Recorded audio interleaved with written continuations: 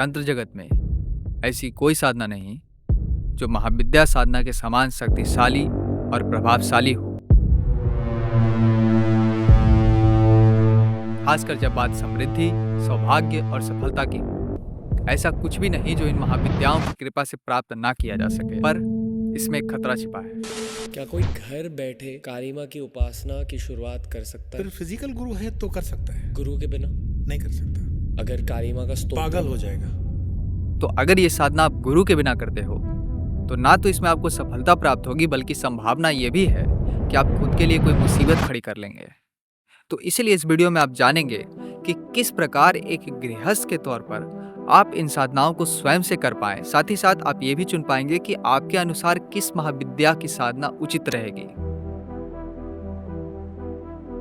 Now suppose कि मेरे पास एक चार्जर है, मैं इससे अपने छोटे से डिवाइस को चार्ज करना चाहता हूँ और इसे सीधे ट्रांसफार्मर से जोड़ देता हूँ। ऐसे में क्या होगा, आप सभी को भली भांति पता है, ये फट जाएगा। देखिए, इसी प्रकार महाविद्याएं शक्तियां होती हैं, पूरी तरह से प्रचंड, शक्तिशाली और ऊर्जा से भरी हुई, जिसे सहना किसी के बस की बात नहीं। इसीलिए गुरु होते हैं। गुरु दीक्षा एक स्विच बोर्ड की तरह काम करती है, ताकि हमारे इस मानव रूपी ढांचे में उतनी ही ऊर्जा का संचार हो सके जितना कि ये संभाल सकता है। लेकिन अब आपके मन में सवाल उठ रहा होगा कि आखिर गुरु दीक्षा में ऐसी क्या खास बात होती है? कैसे एक गुरु मंत्र हमारे लिए उन महान शक्तियों को रेगुलेट करने में सहायता करता है? देखिए, जब आप गुरु दीक्षा लेने किसी गुरु के पास जाते हैं तो वो आपको एक मंत्र देते हैं। ये मंत्र अक्सर शिव का होता है, शिव का एक गुप्त मंत्र। अब जैसे ही ये मंत्र आपके कानों में फूंका जाता है, ठीक उसी समय उस मंत्र में समाहित शिव की चेतना आप में उतर जाती है। साथ ही साथ उन सभी शक्तियों के बीच जिनकी साधना आपके गुरु ने कर रखी होगी, वो भी आप में आ जाता है। अब गुरु मंत्र में समाहित वो चेतना जो आपके गुरु ने दी थी, वो शक्तियों के लिए मिट्टी का काम करती है, जिसपे जब आप अपने ध्यान और तप की वर्षा करते हो तो वो शक्तियां फलीभूत होने लगती हैं। और यही गुरु का महत्व होता है। पर अब आप ये सोच रहे होंगे कि इसे गुरु के बिना कैसे कर सकते हैं? दरअसल इसका रहस्य महाविद्याओं के अर्थ में समाहित है। अगर आप इन महाविद्याओं को एक बार समझ गए तो आप इस प्रक्रिया को स्वयं कर सकते हैं। अगर बात महाविद्या की प्रथम शक्ति काली की करें तो माँ काली महाशमशान में शिव के ऊपर खड़ी है। अपने एक हाथ में तलवार, एक में लहू की प्याली, एक में नरमुंड और एक हाथ अभय मुद्रा में है। उनकी माला खोपड़ियों की माला है। उनकी हंसी संसार के मृत्यु का संकेत है।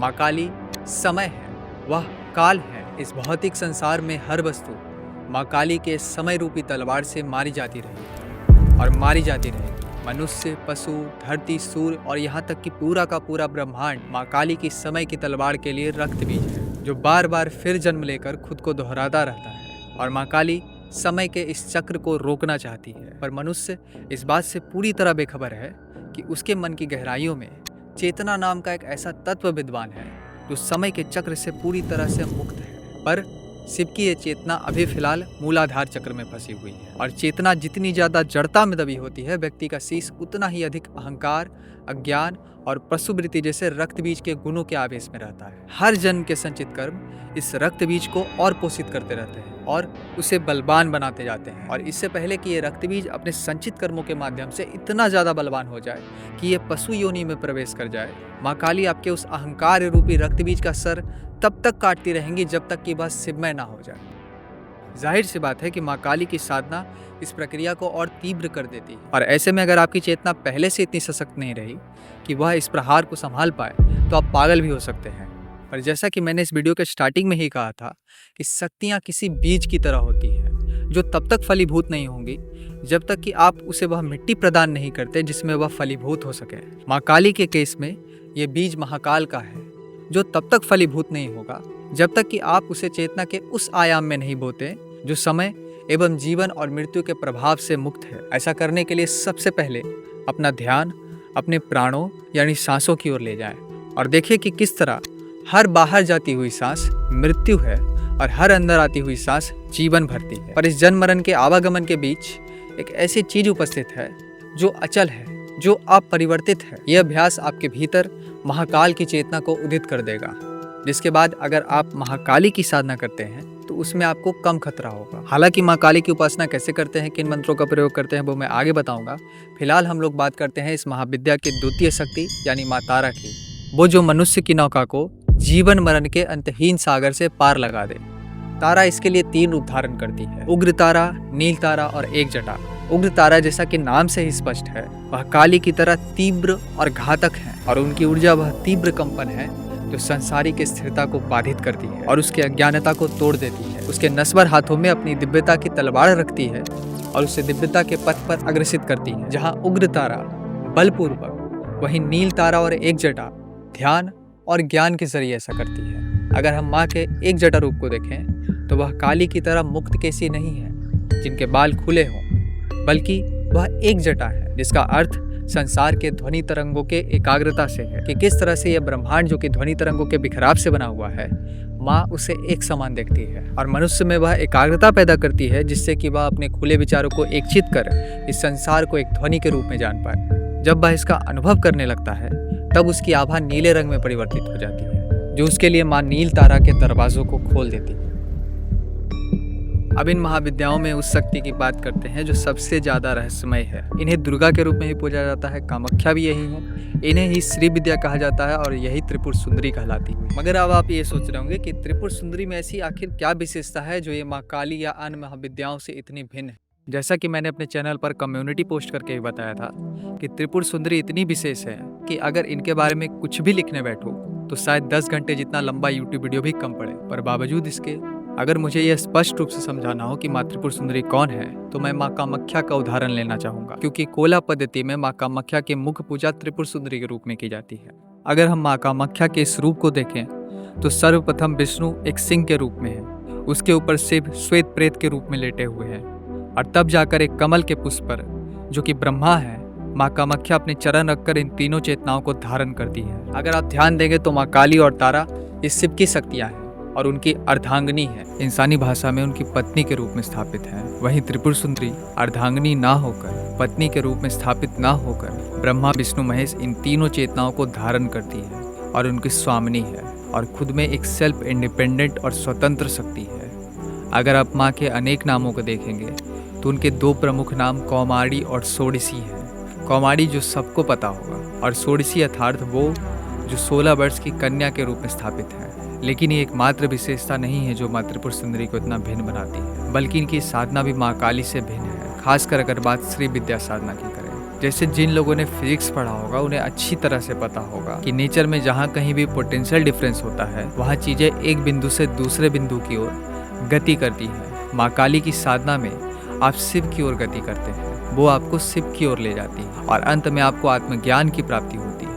जबकि श्री विद्या साधना का आरंभ ही आत्मज्ञान से होता है। बिना आत्मज्ञान के आप श्री विद्या की साधना नहीं कर सकते। अब कुछ लोगों को ये लग सकता है कि मैं एक शक्ति को सुप्रीम बताकर उनमें भेद कर रहा हूँ। तो देखिए, जब हम काली और शिव कहते हैं तो जहाँ एक निराकार अभौतिक और परम चेतना है, वहीं माँ काली साकार भौतिक और परम शक्ति है। दोनों एक दूसरे से बिल्कुल विपरीत हैं और जैसा कि बताया था कि जहाँ कहीं भी अंतर होता है वहाँ चीजें गति करती हैं। त्रिपुर सुंदरी के केस में परमात्मा और शक्ति में कोई अंतर नहीं, बल्कि ये दोनों एक मध्य बिंदु में स्थापित है। श्री यंत्र में हर त्रिकोण जिसका मुख ऊपर की ओर है वो परम चेतना का सूचक है और जिसका मुख नीचे की ओर है वह परम शक्ति का, जो एक मध्य बिंदु पर स्थापित है। इसीलिए मैंने कहा कि श्री विद्या की साधना आप तब तक नहीं कर सकते जब तक कि आपकी चेतना की गति कम से कम इतनी ना हुई हो कि वह अर्ध अनहद तक पहुंच चुकी हो।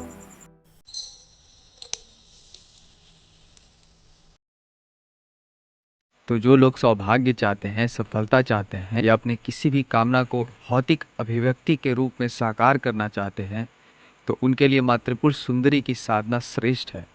हालांकि श्री विद्या की साधना बहुत ही जटिल और दुर्लभ साधना है, परंतु माँ त्रिपुर सुंदरी की एक ऐसी भी साधना है जिससे जो इच्छा या कामना आप मैनिफेस्ट करना चाहते हैं वो एक मौके के रूप में आपके जीवन में दस्तक देगी। मंत्र है ऐं क्लीं सौः। इस मंत्र का जाप आपको माँ दुर्गा के पूजन के साथ स्फटिक की माला पर अगले 90 दिनों के लिए करना है। यदि इस मंत्र के साथ आप अपनी कामनाओं को एक निश्चित ऊर्जा के आवेश में लाते हैं तो आपकी कामनाएं निश्चित ही आपके जीवन में साकार रूप में मैनिफेस्ट होने लगेगी। परंतु आपकी इच्छा तब तक मैनिफेस्ट नहीं होगी जब तक कि इस साधना के दौरान आप ब्रह्मचर्य का पालन नहीं करते, क्योंकि अपनी कामनाओं को भौतिक अभिव्यक्ति के रूप में जीवित करना बिल्कुल एक शिशु को जन्म देने जैसा है। अंतर बस इतना है कि या तो आप अपनी कामुक ऊर्जा को संभोग में लगाकर एक शिशु को जन्म दे सकते हैं, या फिर उसी कामुक ऊर्जा को अपनी इच्छा में लगाकर अपने कामनाओं को मैनिफेस्ट कर सकते हैं। जब मनुष्य का वीर उसके मूलधार चक्र से काम करता है तो वह अधिक से अधिक एक शिशु को जन्म दे सकता है, और जब यही ऊर्जा उसके मस्तक तक पहुंच जाता है तो इससे आपकी इच्छाओं को कम से कम इतनी ऊर्जा मिल जाती है कि वह आपके जीवन में भौतिक अभिव्यक्ति प्राप्त कर सके। अब जो लोग मुक्ति चाहते हैं, चेतना और आत्मज्ञान क्या है उसकी अनुभूति करना चाहते हैं, या अपने अगले जन्म की परिस्थितियों को इसी जन्म में निर्धारित करने की आकांक्षा रखते हैं, तो उनके लिए माँ दक्षिणा काली की साधना श्रेष्ठ है। इसमें आपको स्फटिक की माला पे शुरू के 21 दिनों के लिए केवल इस मंत्र का जाप करना है। मंत्र है क्रिम। इस मंत्र के ध्यान के लिए आप माँ दक्षिणा काली या माँ दुर्गा के किसी भी चित्र का उपयोग कर सकते हैं जिसमें सिंह का मुख बंद हो और सौम्य रूप में हो। ध्यान रहे, इस साधना में आप कभी भी मूर्ति का प्रयोग नहीं करेंगे, खासकर यदि आप एक गृहस्थ हैं तो। उसके बाद अगले 42 दिनों के लिए इस मुख्य मंत्र का जाप करें। मंत्र है ओम क्रिम क्रिम क्रिम हुम हुम ह्रीम ह्रीम दक्षिणे कालिके क्रिम क्रिम क्रिम हुम हुम ह्रीम ह्रीम स्वाहा। ध्यान रहे कि इस साधना के दौरान आपको अपने जीवन के सूक्ष्म गतिविधियों के प्रति चैतन्य रहने की कोशिश करनी है, जैसे कि आपका श्वास, आपका मन, आपकी बुद्धि और अहंकार। उन सभी चीज़ों के प्रति ध्यान दें जो आपके जीवन का हिस्सा है और सूक्ष्म है, खासकर आपके नश्वर शरीर के प्रति। अगर आप साधना के दौरान इन सभी चीज़ों का पालन करते हैं तो आपको माँ काली की साधना में कोई नुकसान नहीं होगा। माँ नील तारा की साधना उन लोगों के लिए है जिनकी बुद्धि स्थिर नहीं है या जिनमें एकाग्रता की कमी है, या वो लोग जो आध्यात्मिक ज्ञान के रहस्य को जानना चाहते हैं। मंत्र है ओम ऐम ह्रीम नील ताराय स्त्रिम होम फट। ध्यान रहे कि एक गृहस्थ के तौर पर आप कभी भी माँ एक जटा और उग्र तारा की साधना नहीं कर सकते। ये दोनों शक्तियाँ घातक हैं और ये आपको शमशान की ओर ले जाएंगी। माँ नील तारा की साधना कैसे करनी है वो मैंने इस वीडियो में समझाया है, आप चाहें तो देख सकते हैं। आप सभी को आदेश। जय श्री महाकाल।